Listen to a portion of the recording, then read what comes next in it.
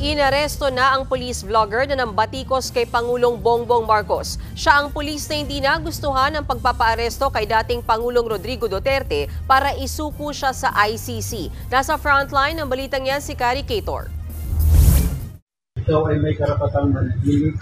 Lahat ng sasabihin mo ay pwedeng gamitin laban sa iyo. Binasahan ng Miranda rights ng arestuhin kahapon ang na-dismiss na pulis at vlogger na si Francis Steve Fontillas. Inaresto siya ng mga tauhan ng Quezon City Police District sa Commonwealth para sa kasong inciting to sedition kaugnay ng Cybercrime Prevention Act. Itinakda ng Quezon City Regional Trial Court Branch 224 ang piyansa sa 36,000 pesos para sa naturang kaso.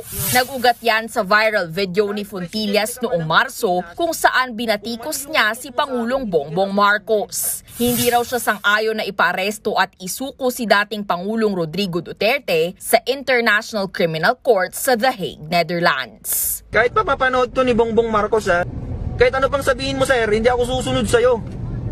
Kasi hindi mo naman ako pulis eh. Ito rin ang dahilan kaya sinampahan ng kasong administratibo si Fontillas at dinismiss ng National Police Commission o NAPOLCOM. Para naman kay PNP Chief General Nicolas Torre, isolated case sa hanay ng kapulisan ang ginawa ng dating pulis na vlogger. Siya lang naman mag-isang gumawa nun at wala namang iba. So, I don't think that he has any following in the PNP. Hindi naman na nagbigay ng pahayag si Fontillas. Nagbabalita mula sa Frontline, Kari Cator, News 5. Mga kapatid, may Los Baños po. Huwag magpahuli sa mga balita at impormasyong dapat ninyong malaman. Para sa mas malawak na balitaan at diskusyon, mag-follow at mag-subscribe sa social media pages ng News 5.